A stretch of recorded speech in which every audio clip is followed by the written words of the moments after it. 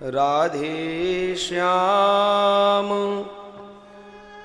राधे श्याम राधे श्याम जय राधे श्याम राधे श्याम राधे श्याम राधे श्याम जय राधे श्याम।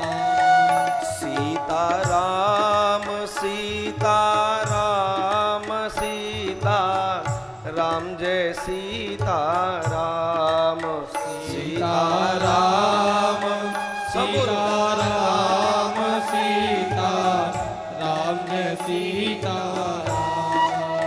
राधे श्याम राधे श्याम राधे श्याम जय राधे श्याम राधे श्याम राधे श्याम राधे श्याम जय राधे श्याम। सीता राम सीता राम सीता राम जय सीता राम सीता राम सीता राम सीता राम जय सीता राधे श्याम राधे श्याम राधे श्याम जय राधे श्याम राधे श्याम राधे श्याम राधे श्याम जय राधे श्याम। सीता राम सीता राम सीता राम जय सीता राम सीता राम सीता राम सीता राम जय सीता राधे श्याम राधे श्याम राधे श्याम जय राधे श्याम राधे श्याम राधे श्याम राधे श्याम जय राधे श्याम। सीता राम सीता राम सीता राम जय सीता राम सीता राम सीता राम सीता राम जय सीता राम। राधे श्याम राधे श्याम राधे श्याम जय राधे श्याम राधे श्याम राधे श्याम राधे श्याम जय राधे श्याम। सीता राम सीता राम सीता राम जय सीता राम सीता राम सीता राम सीता राम जय सीता राम। के राधे श्याम राधे श्याम जय राधे श्याम राधे श्याम राधे श्याम बजो प्यारे। श्याम जय राधे श्याम। सीता राम सीता राम सीता राम जय सीता राम सीता राम सीता राम सीता राम जय सीता राम। सीता राम सीता राम सीता राम जय सीता राम सीता राम सीता राम सीता राम जय सीता राम। हे राधे श्याम राधे श्याम राधे श्याम जय राधे श्याम राधे श्याम राधे श्याम राधे श्याम जय राधे श्याम। जय सीता राम सीता राम सीता राम जय सीता राम सीता राम सीता राम तो प्यारे। राम जय सीता राम। राधे श्याम राधे श्याम राधे श्याम जय राधे श्याम राधे श्याम राधे श्याम राधे श्याम जय राधे श्याम। सीताराम सीताराम सीताराम सीताराम सीताराम सीताराम सीताराम सीताराम सीताराम सीताराम सीताराम सीताराम राधे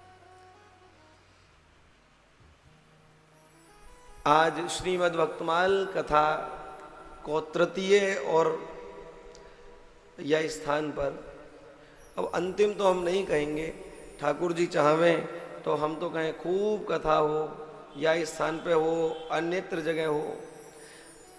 तृतीय दिवस है और हम सब भक्तमती रानी रत्नावती जी के चरित्र को स्मरण कर रहे हैं। इन्हीं चरित्रों का श्रवण करते हुए नाम जप का अविचल आश्रय लेकर के श्री कबीरदास जी की बुद्धि, कबीरदास जी का चित्त, स्वयं कबीरदास जी इतने निर्मल हो गए। अपनी वाणी में लिखते हैं, कबीरा मन निर्मल भया। कैसा निर्मल?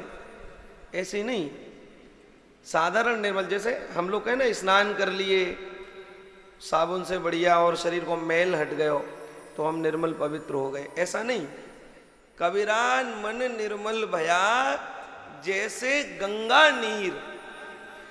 क्या गंगा की पवित्रता पर कोई उंगली उठा सकता है? और उस पवित्रता की बात, उस पवित्रता का फल कि पीछे पीछे हरि फिरे कहत कबीर कबीर। भगवान पीछे पीछे दौड़ रहे हैं, कबीर कबीर। अरे कबीर सुन, कबीर तू मेरो है।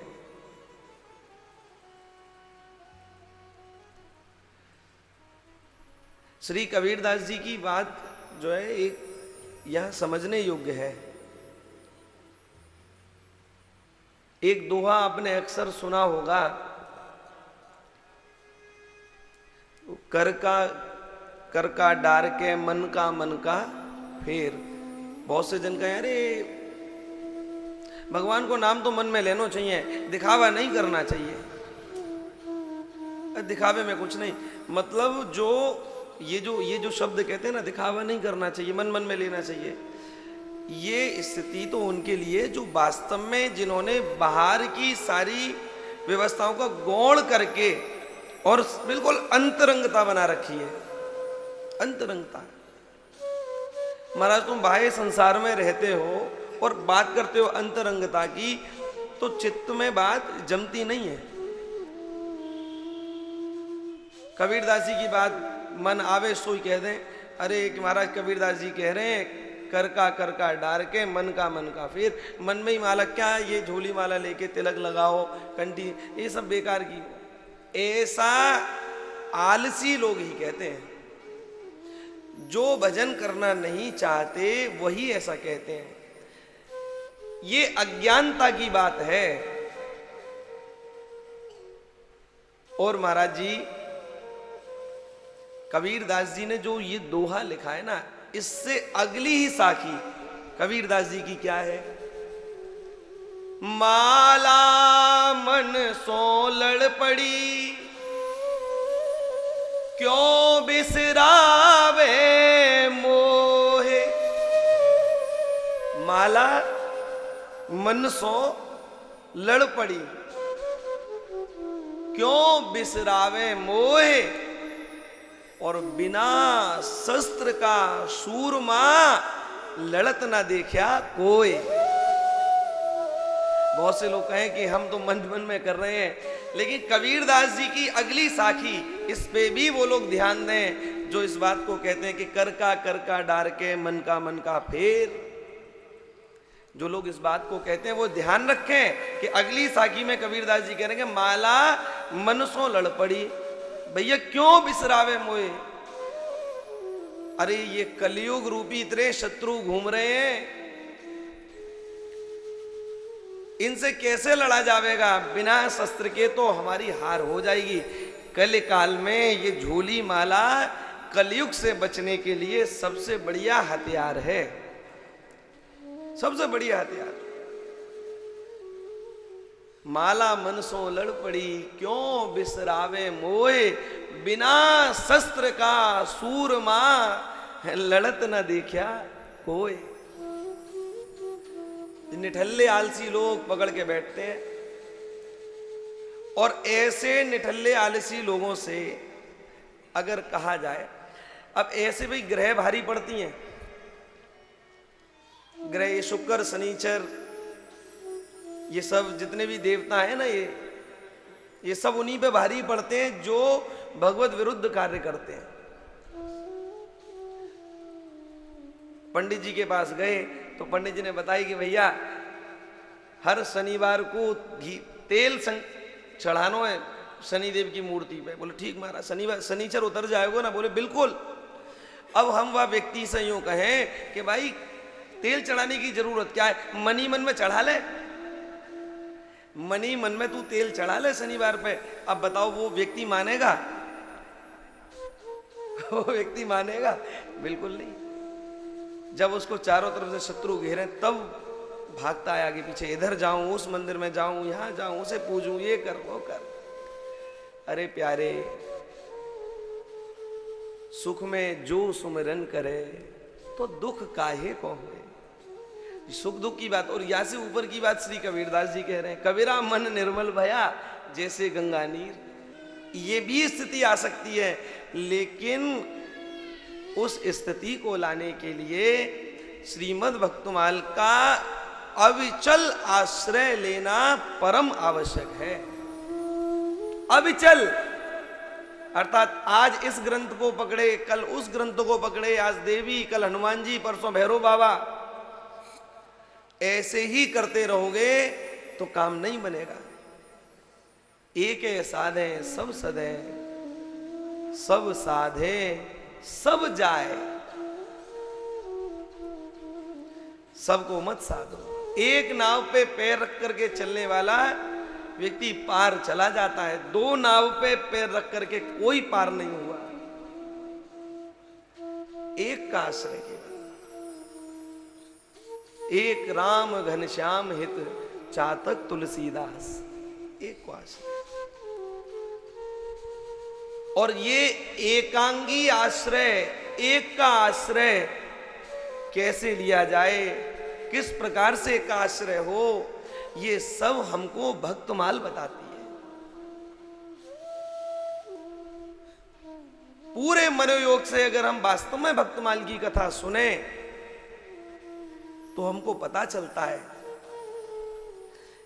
कल तक हमने श्रवण किया कि रानी रत्नावती जी ने बड़ा सुंदर संत निवास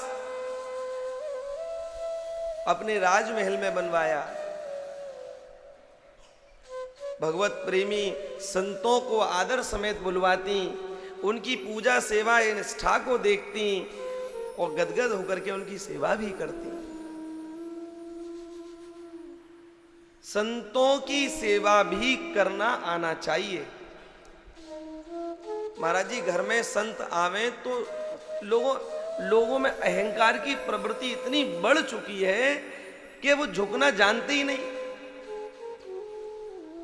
नम्रता क्या है, दैन्यता क्या है, ये कोसों दूर की बात है। अपने पिताजी तक को प्रणाम, माता तक को प्रणाम तो किया नहीं जाता। बाहर के और संत आए तो उनके लिए तो महाराज। और प्यारे देखो, ये सत्य मानना कि जो न करे लकीर सो करे फकीर। ये संत जन जो आपकी लकीरों की बात भी पलट सकते हैं, पक्की बात। संतों के आदर की दो चार बातें समझ लो। जब घर में संत पधारे, पहले से ही अगर चित्त में आ जाए कि हाँ संत पधार रहे हैं, संत पधार रहे हैं, संत को समय ये दो आंख, दो कान, दो नाक वाला ऐसा व्यक्ति नहीं समझे कि ये व्यक्ति मात्र है।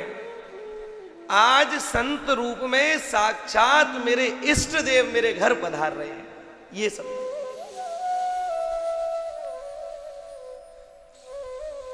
दो प्रकार से संत मिले, पिछली कथा में भी निवेदन किया। अवमोय भा भरोस हनुमंता, बिनु हरि कृपा मिले नहीं संता। और एक गोस्वामी बाबा कह रहे हैं, पुण्य पुंज बिनु मिले न संता, सत संगति संस्रति कर अंता। एक पुण्य के प्रभाव से संत मिलते हैं, और एक जब अतिशय हरि की कृपा हो जाए, जब द्रवई दीन दयाल राघव साधु संगत पाइए, जही दरस परस समाग मादिक पाप रास नसाइए। जब द्रवित होते हैं भगवान, तब संतों का संग, तो दो प्रकार से संतों का संग मिलता है, एक हरि की कृपा और एक पुण्य पुंज। तो प्यारे, जो घर में संत आवे ना, तो विचार करे हृदय में, मेरे जीवन में ऐसे कोई पुण्य कर्म तो है ही नहीं जिन पे रीझ करके कोई संत आवे। भैया, जिस दिन अपने पुण्य कर्म का अभिमान आवे, उस दिन पापों की गठरी खोल के देख लिया करो कि मेरे जीवन में कितने पाप भी हैं, कितनी पाप की गठरी मेरे सिर पर लदी पड़ी है। क्यों व्यर्थ अहंकार करते हो? क्यों? संत घर में आवे तो समझे कि ये मेरे पुण्य का प्रभाव नहीं, ये तो साक्षात श्री हरि मेरे इष्ट देव संत वृंद की कृपा है, संतों की कृपा है, ये स्वयं पधारे हैं। मेरी इतनी हिम्मत नहीं है। गदगद हो जाए महाराज, ऐसा समझे कि आज संत आए हैं तो हमने सुना है कि संतों के पीछे पीछे ही भगवान चलते हैं। आज संत आए हैं तो कल महाराज भगवान भी जरूर आवेंगे। एक राजा था, उसके राज्य में एक ऐसा व्यक्ति था जो निर्धन था, पैसा नहीं, पैसा की आवश्यकता थी। उस व्यक्ति ने सुन रखा कि ये राजा बड़ा धर्मात्मा है, श्री कृष्ण का बड़ा प्रेमी है, तो उसने एक झूठी मूठी चिट्ठी लिखी भगवान श्री कृष्ण की ओर से, और राजा के सामने ले जाकर के कहा, उसमें लिखे कि भाई इस अमुक व्यक्ति को इतने रुपए या इतनी स्वर्ण मुद्राएं आप दे दें, और नीचे श्री कृष्ण के हस्ताक्षर। अब वो ला करके उसने जो है चिट्ठी राजा को दी कि महाराज ये आपके जो इष्ट है ना श्री कृष्ण जी, उनके पास से आई है, लो महाराज पढ़ लो। अब महाराज ने पढ़वाई, वो चिट्ठी पढ़ी तो देखी कि उसमें जो है इतनी इतनी स्वर्ण मुद्राएं इसको दे दी जाएं, और ऐसा राजा ने तुरंत इतनी स्वर्ण मुद्राएं एक महाराज बटुआ में बंधवा करके उनको प्रदान करवा दी। अब मंत्री लोग बोले, अरे अरे अरे महाराज, ऐसे कोई श्री कृष्ण की चिट्ठी भेजेंगे क्या? अरे आप क्यों इसके चक्कर में पड़ रहे हो? अपने आप लिख लाया है और जबरदस्ती तुम जो है स्वर्ण मुद्राओं को लेना चाहता है, आप क्यों इसके चक्कर में पड़ रहे हो? हटाओ इसको। राजा ने कही नहीं नहीं, जाने दो इसको लेकर के। वो लेकर के चला गया। फिर मंत्रियों ने कही कि महाराज तुमने क्या किया, ऐसे वो लुटाओगे तो कैसे कोष खाली हो जाएगा, वो झूठी चिट्ठी थी।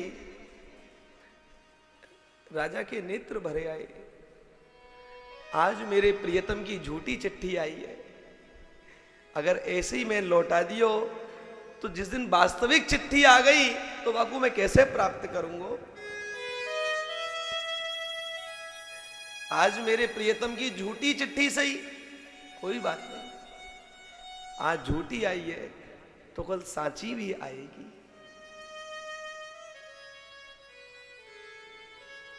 संत पधारे हैं तो भगवंत भी जरूर पधारेंगे।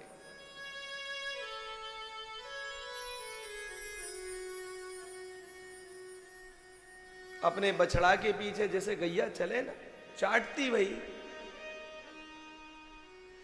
भगवान यही प्रकार से संतन के पीछे चले। संत पधारे तो पक्का मान लो कि अब भगवंत आने वाले हैं। अब भगवान दूर नहीं है, भगवान बहुत निकट है।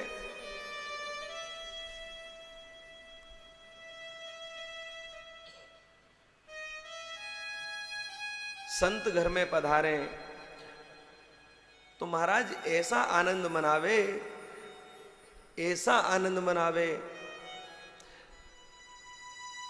जितना आनंद आप अपने घर में विवाह शादी इत्यादि और चलो हम तो क्या रुपया पैसा खर्च करने की बात छोड़ो, लेकिन मन में ऐसी उमंग आनी चाहिए, ऐसा आह्लाद होना चाहिए, मन से ऐसा उत्साह होना चाहिए, आहा आज मेरे घर संत पधारे, आज मेरे घर संत पधारे। हो भाई, जब आवे तो महाराज पुष्प वर्षा से, माल्यार्पण से उनका स्वागत करें, स्वागत करें महाराज। जब वो विराजे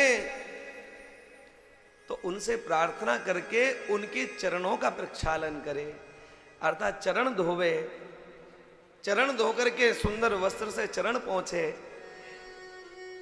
महाराज सुगंधित इत्र, चंदन ये सब मस्तक में पधरावे, चरणन में पधरावे, और वह चरणामृत को बड़े प्रेम सो पीवे, बड़े प्रेम से। संतों का चरणामृत भी भगवान के चरणामृत से कम नहीं होता, भगवान के चरणामृत से भी ज्यादा पवित्र महाराज संतों का चरणामृत है। अरे भगवान के चरणामृत के लिए तो कही जाती है, अकाल मृत्यु हरणम च सर्व व्याधि विनाशनम पिबत विष्णु पादोदकम पुनर्जन्म न विद्यते। भगवान श्री कृष्ण के चरणों का चरणोदक जो तुलसी मिश्रित है, उसको जो पान करता है तो अकाल मृत्यु हरणम, उसकी कभी अकाल मृत्यु नहीं होती। इसलिए आप सब भैया नियम बनावे, नित्य निरंतर ठाकुर जी को जो स्नान चाहे आप करावे, चाहे आपके घर से कोई भी करावे, उस जल को फेंके नहीं, तुलसी मिला करके, तुलसी मिश्रित उसको पान करें, पीवे। अकाल मृत्यु हरणम सर्व व्याधि विनाशनम, सारी व्याधियों का नाश हो जाता है। पिबत विष्णु पादोदकम पुनर्जन्म न विद्यते, पुनर्जन्म की व्यवस्था भी समाप्त हो जाती है। ये पादोदक का आनंद है। पिबत विष्णु पादोदकम, संतों का चरणामृत ले और चरणामृत को बड़े भाव से श्रद्धा के साथ पीवे, उनके अनुकूल जो हो वही कार्य करे। अगर वो चाहे कि फल इत्यादि को भोग हमारे ठाकुर जी को लगे और वाकू पावे तो बड़े शुद्धता से, ये नहीं कि झूठे हाथ भी लग रहे हैं, भोग भी वहाँ भी प्रसादी पहले ही रखी है उनसे मिल रही है, वो मतलब प्रसादी के हाथ अमनिया में नहीं लगने चाहिए। इस प्रकार से पूरी सावधानी के साथ में भोग प्रसाद को निकाले, और भोग निकालने के बाद उनको दे, जो उनके अनुकूल हो। और महाराज पूरी सेवा शुश्रूषा करे। इस संत सेवा के ऊपर एक दृष्टांत याद आता है। दृष्टांत क्या, ये वास्तविक घटना है। वृंदावन में एक संत रहते जिनका नाम था श्री हित संत दास बाबा, उनका नाम ही संत दास पड़ गया। महाराज जी कुछ संत उनके यहाँ पधारे। वो जो है वृंदावन परिक्रमा मार्ग में एक छतरी थी पुरानी, तो छतरी के नीचे ही वो रहते। फक्कड़ बाबा जी अपने भजन करते। कोई संत आ जाता तो उसकी सेवा ऐसे करते महाराज कि ससुराल में दामाद की क्या सेवा होगी, ऐसी सेवा करते। अब कुछ अयोध्या जी से संत पधारे वृंदावन, तो वृंदावन में जब पधारे तो संत दास बाबा ने उनकी ऐसी सेवा करी, क्या पूछो। तो अयोध्या में एक ऐसे महात्मा और थे जो संत सेवा के लिए प्रसिद्ध थे। उनका नाम था जगनेर दास बाबा। अब वो संत जो अयोध्या से वृंदावन आए, वो जगनेर दास बाबा को भी जानते और इधर संत दास बाबा की सेवा भी देखी। तो महाराज एकदम गदगद हो गए और कहे, महाराज ऐसी सुंदर सेवा क्या पूछो, हम तो केवल जगनेर दास बाबा को देखते,